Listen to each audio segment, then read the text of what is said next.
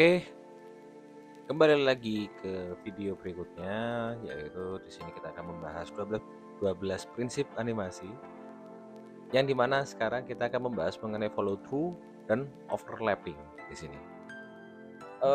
Dalam pertemuan yang lalu kita secara gradually ya, membahas terkait yang namanya timing spacing, solid drawing, lalu stretch and squash, ada arc, ada slow in slow out juga masuk, lalu juga ada post to push, anticipation, dan strike ahead. Nah, kini sekarang kita akan membahas mengenai follow through dan overlapping di sini. Apa sih yang akan kita pelajari selama materi ini? Yaitu adalah kita akan mempelajari efek dari sebuah gaya yang mengikuti dan gaya yang terlampaui di situ. Follow through itu adalah mengikuti suatu gerakan utama, dan overlapping itu adalah gerakan yang melebihi dari gerakan utamanya. Oke, sekarang kita bisa membayangkan lah, katakanlah ada suatu mobil dengan membawa sebuah box yang ada di atasnya, di mana tidak diikat dengan sangat kencang sehingga box itu bergoyang, tidak stabil. Mobil itu bergerak melaju cepat seketika dia melakukan suatu menggokan atau suatu belokan, sehingga barang tersebut itu tidak, tanda kutip ya, mengalami persiapan. Apa yang terjadi di situ akhirnya mungkin mobil itu melakukan belokan dengan sempurna dalam kecepatan yang tinggi, atau mungkin melalui perlambatan sedikit lalu dia membelokkan ke kanan atau ke kiri. Namun box atau kotak yang ada di atasnya tidak mengikuti, malahan dia melampaui atau malahan melawan sedikit arah dari gerakan tersebut, sehingga dia terkesan lepas dan jatuh kotak itu dari mobil tersebut. Nah, itu adalah efek dari yang namanya overlapping di situ, teman-teman. Nah, sedangkan kalau dari follow through seperti apa? Follow through seperti kayak suatu benang yang diikat oleh suatu stick kayu, lalu kita mengayunkan stick kayu itu serayanya kita membuat suatu gerakan sihir menyihir. Nah, otomatis ketika gerakan stick kayu itu kita lambaikan, otomatis juga benang itu juga akan mengikuti. Hal tersebut itu juga serupa dialami ketika kita mengibarkan bendera merah putih atau bendera apapun yang kita pegang nanti di situ.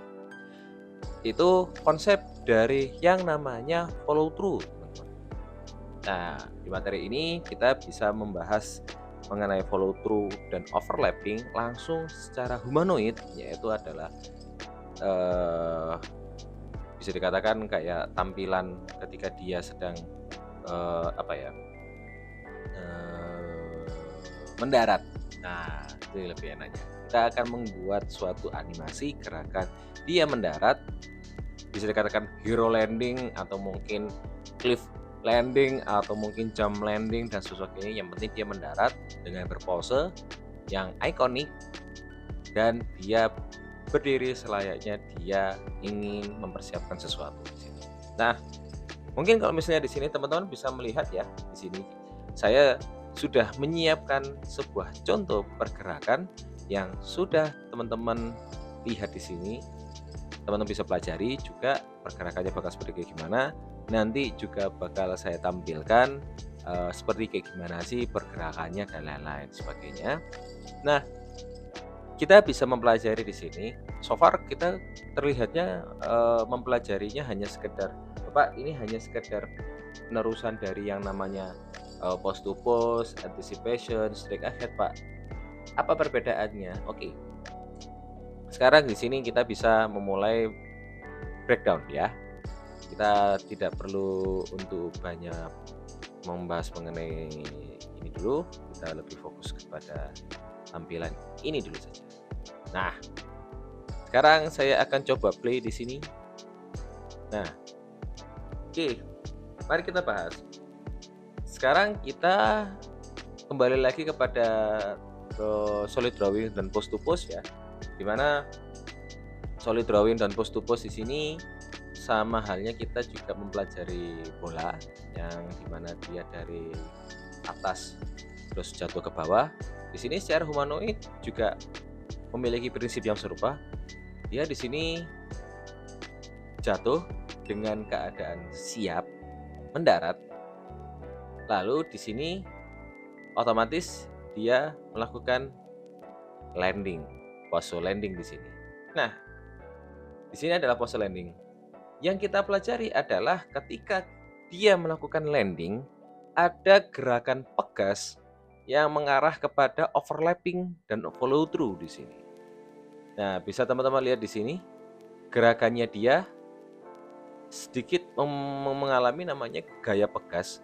Namun, kita juga tidak bisa serta-merta mengatakan ini adalah prinsip dari stretch and squash. Kenapa? Karena tidak ada pemelaran di sini. Namun bisa dikatakan sebagai follow through dan overlapping ketika dia mengikuti, kita bisa melihat ya, pergerakan tangannya dia mengikuti dari kecepatan jatuh pada humanoid tersebut atau manekin yang kita lihat di sini. Lalu ketika dia mendarat, ada gerakan overlapping yang dimana hasil dari jatuh tersebut dan menyisakan gaya usaha jatuh itu, tapi kita redam karena kita sudah berada di permukaan, sehingga ada gaya pegas yang menahan gaya dari atas ke bawah dengan gaya diam di tempat. Nah, bisa kita lihat di sini juga tangannya, saya zoom di sini. Nah, tangannya di sini mengalami yang namanya follow through juga di sini. Nah, kita bisa melihat di sini. Nah, ketika dia jatuh juga ada lambaian. Nah, di sini juga ada overlapping ya, masuk di sini. Nah, lalu dia kembali lanjut berdiri dengan posisi atau pose badannya dia bisa dikatakan bukan geret ya, tapi kayak bagian kepalanya dia itu tidak langsung berdiri tegak, tapi dia mengikuti gerakan usaha dari punggung atau pinggul atau perut. Bisa kita lihat ya di sini bahwasanya memang yang menggerakkan adalah kaki, tapi kekuatan itu atau usaha tenaga itu bersumber pada pinggul dan perut. Nah, sehingga ketika dia berdiri, otomatis bagian punggung, dada, dan bagian atas badan itu mengikuti gerakan tersebut, teman-teman. Sehingga mengalami yang namanya follow through. Nah, di sini ada follow through. Pose ini adalah pose follow through di sini, teman-teman. Nah, terakhir baru di sini adalah gerakan overlapping, yaitu adalah gerakan ketika dia berhasil untuk melakukan sebuah pose final, namun tidak serta-merta dia selesai pose final tersebut, melainkan ada gerakan overlapping karena dia seakan-akan berdiri dengan powerful. Nah, seperti kayak gini. Nah, bisa kita pelajari ya di sini. Kalau kita play, kurang lebihnya seperti kayak gini. Nah, sehingga apa? Memunculkan suatu gerakan yang dinamis, tidak fabricated, lebih arah ke natural, namun juga memiliki sudut pandang yang lebih menarik untuk dilihat. Oke ya.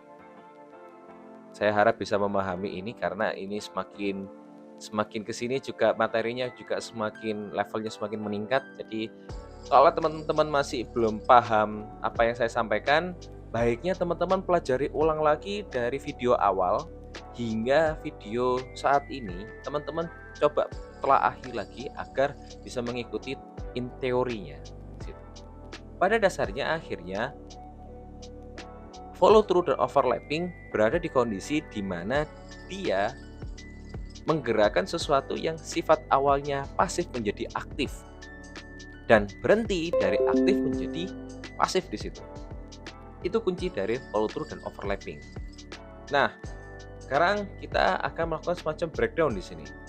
Kita breakdown. Kita ada 3 step as usual ya, ada 3 step. Tapi kalau kalian melihat di sini, tiap stepnya di sini juga sudah melakukan penambahan tulisan di step kedua. Nah, yang dari awal anticipation itu sendiri saja, sekarang anticipation ini juga tertambahkan adanya tulisan follow through dan overlapping secara bersamaan ya di sini. Lalu yang ketiga adalah timing, spacing, straight ahead. Itu adalah penambahan dari keseluruhan dan finalisasi. Oke. Sekarang untuk step pertama kita fokus di layar bagian sini ya. Kalau di sini kalian nggak kelihatan. Ini tampilan final pada kamera. Jadi kalian pasti akan susah untuk melihatnya. Tapi ini mulai bisa dikatakan sebagai hasil akhir dari tampilan render nantinya, layoutnya akan seperti kayak gimana ada di sini. Jadi fungsi sebelah kiri tetap jangan diabaikan. Saya minta untuk kameranya jangan diubah, jangan digerakkan karena itu akan mengganggu teman-teman nanti. Semaksimal mungkin kalian mengoperasikannya ada di tampilan sebelah sini. Ini tampilan khusus untuk kita ngotak-ngatik sesuka hatinya kita. Sedangkan di sini ini adalah tampilan kamera yang dimana kita ingin tampilan pada kamera itu sesuai seperti yang kita inginkan dan hasilnya sudah tertampil di sini. Oke. Pose pertama adalah pose dia jatuh. Di tengah-tengah jatuh lebih tepatnya. Nah, kurang lebih seperti kayak gini. Kalau misal saya hilangkan dulu planknya, nah seperti kayak gini lah kurang lebih. Nah ini adalah posisi jatuh seperti kayak gini. Lalu pose kedua adalah pose dia mulai jatuh. Jadi dia mulai untuk ada kontak menapaknya di situ. Lalu pose ketiga adalah pose landing. Pose landing itu adalah pose dikala kita sudah menerima semua gaya jatuh itu ada di permukaan atau ada di dataran. Lalu di sini kita kasih animasi dia hold untuk dia diam sementara. Terakhir adalah pose dia berdiri. Oke ya, bisa dipahami ya di sini ya. Jadi ada pose satu, pose dia tengah jatuh. Di sini posisi dia tengah jatuh. Kedua adalah posisi dia mulai menapak di dataran permukaan. Ketiga dia landing di sini, sudah dia landing sepenuhnya di permukaan, diam sejenak. Dan yang terakhir adalah dia berdiri di situ. Oh ya, sekedar informasi juga untuk controller sudah saya update untuk lebih enak di operasikan. I hope semoga ya di situ. Dan coba dipraktekkan lagi aja, dan tolong untuk teman-teman bisa dipelajari lagi. Sekali lagi saya juga mau menyampaikan, pelajari lagi di materi awal pertemuan, awal episodenya, yang dimana di situ menjelaskan apa dasar-dasar prinsip yang sudah kita pelajari sampai hingga saat ini, karena itu semuanya akan saling terkait, saling menyambung. Saya tegaskan lagi juga, pelajari, perkuat, dan latihan terus untuk namanya pose to pose-nya, solid drawing dalam pose to pose-nya, juga timing and spacing dipelajari, diasah lagi, karena tidak bisa hanya sekedar selesai di materi itu lanjut terus kalian mulai dari nol lagi, nggak bisa. Harus berkala, harus kalian tabung, harus kalian latih terus menerus, maka materi ini akan kalian pahami dengan mudah. Step kedua, anticipation. Nah, di sini baru saya akan memberikan penambahan pose. Nah, disinilah kita bisa menambahkan yang namanya follow through dan overlapping. Ada di mana itu? Satu, ada di bagian sini. Kalian bisa melihat pada tangannya. Nah, pada tangannya di bagian sini, karena dia sifatnya pasif ya, dia tidak bergerak juga, tapi dia bukan lemah, lunglai, bukan, tapi dia hanya idle saja. Namun dari efek dari shock force yang terbentuk ketika dia jatuh akan memunculkan gerakan yang mempegaskan diri. Nah, seperti kayak gini, udah kelihatan ya di sini ya, ada efek-efek pegas di sini. Nah, kalau misalnya kita bisa ngeliat lagi lebih detail, bahkan ada semacam istilahnya adalah micro animation. Micro animation itu adalah detail gerakan terkecil. Walaupun hanya sekedar 0,00 sekian, nah itu juga memengaruhi di situ. Oke, jadi intinya adalah dari hasil anticipation yang saya buat di sini, intinya adalah kita membuat pola, balik lagi, membuat pola di mana polanya ini seperti yang kita pelajari di sebelumnya, tapi di sini kita memberikan tambahan esensi follow through overlapping di setiap anticipation yang kita buat saat ini. Itu ada di step 2 ya. Nah, terakhir di sini step 3 itu masuk kepada timing, spacing, dan strike ahead. Nah, di sini sama seperti kayak kemarin kita membuat yang namanya timing yang kita butuhkan di sini. Nah, ini sudah mulai bermain di sini. Nah, untuk masalah mengenai timing dan spacing, teman-teman, balik lagi saya sampaikan bahwa tidak hanya sekedar bermain di keyframe saja, melainkan juga teman-teman wajib untuk main di curve. Agak ribet, ya, tapi kalian harus terbiasa dengan timeline atau di tampilan curve yang tertampil di Blender di situ. Lama-lama teman-teman akan terbiasa juga dengan curve itu, dan saya berharap di sini teman-teman juga bisa memanfaatkan dengan penuh fitur-fitur yang ada di Blender terkait dengan dropsheet, terkait juga dengan graph editor tentunya. Karena itu akan mengaruh kepada kita membuat yang namanya timing and spacing. Nah, sama satu hal lagi juga untuk masalah timing and spacing, ini literally benar-benar kalian belajar yang namanya intuisi, insting, dan keyakinan teman-teman dalam melihat, dalam merasakan pergerakan ini. Kita harus mengasah kembali. Ini teman-teman diuji benar-benar di sini akhirnya. Saya juga tidak bisa untuk memberikan informasi banyak selain dengan apa yang saya sampaikan di minggu-minggu kemarin, tapi di sini teman-teman hanya bisa untuk memberikan gambaran nanti. Maka dari itu tetap saya akan meminta teman-teman untuk membuat yang namanya video reference dari recordnya teman-teman sendiri, ya. Itu juga harus masuk di pengumpulannya teman-teman. Jadi konsepnya sama, bahwasanya harus ada record reference yang harus dikumpulkan juga di setiap pengumpulannya nanti di situ. Oke. Jadi kurang lebih seperti itu untuk pembahasan mengenai 12 prinsip animasi, karena kan 12 prinsip animasi ini pun juga masih harus ada yang dipelajari lagi, yaitu masalah mengenai appeals juga yang nanti akan kita bahas di minggu berikutnya. Oke.